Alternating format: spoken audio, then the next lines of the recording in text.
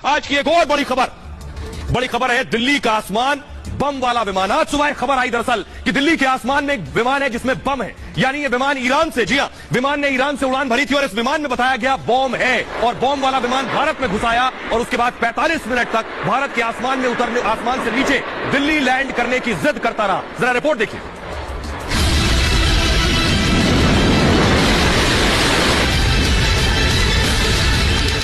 वक्त 9:20। पाकिस्तान से हिंदुस्तान में फोन आया, ईरान से भारत में घुसे विमान में बम है।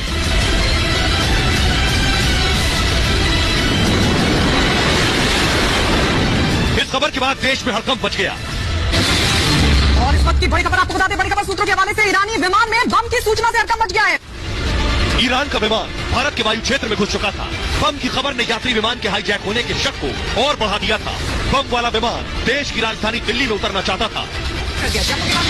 उतरने का, लैंड करने का ऑफर मिला था, लेकिन पायलट ने साफ इनकार कर दिया, जिसके बाद लगातार सवाल ये बना हुआ है कि आखिर क्यों दिल्ली में ही ये विमान उतरना चाहता था। सभी के दिमाग में कंधार हाईजैक की तस्वीरें घूमने लगी। एक्सपर्ट विमान में बम और आतंकी मौजूदगी से इनकार नहीं कर रहे थे। बम वाला विमान भारत के आसमान पर मंडरा रहा था। लाहौर एटीसी ने कैसे पता लगाया, इसका लाहौर से क्या लेना देना है, लाहौर को कैसे पता लगा? क्योंकि अगर वो ईरान से आ रहा है तो क्या वो पाकिस्तान के ऊपर से आया? ऐसी बात तो नहीं है। अगर पाकिस्तान से ऊपर गया तो डायरेक्टली चाइना जा सकता है, उसको दिल्ली से जाने की जरूरत नहीं है।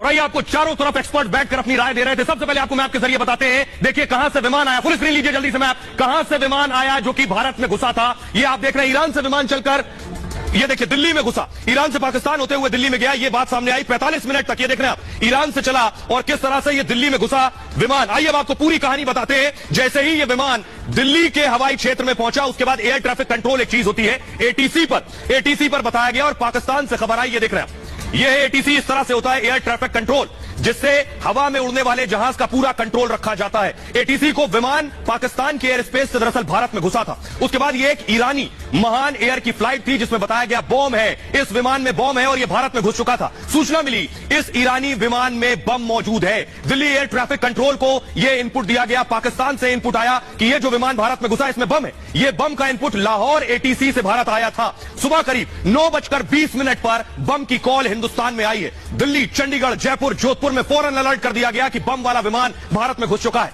लैंडिंग के लिए दिल्ली एटीसी ने 2 विकल्प दिए थे कि बम वाला विमान दिल्ली के हवाई क्षेत्र में था, तो फौरन यह कहा गया कि आप इसे जयपुर या फिर दूसरे शहर में जाकर लेकर जाइए। पायलट दिल्ली में फ्लाइट की लैंडिंग चाहते थे। जो विमान का पायलट था वो चाहता था कि दिल्ली में हर हाल से लैंडिंग हो जाए इस बम वाले विमान की। विमान के पायलटों ने लैंडिंग से मना कर दिया कि दिल्ली के अलावा कहीं और लैंड नहीं करेंगे। यही शक बढ़ गया कि विमान में बम और दिल्ली में लैंड करने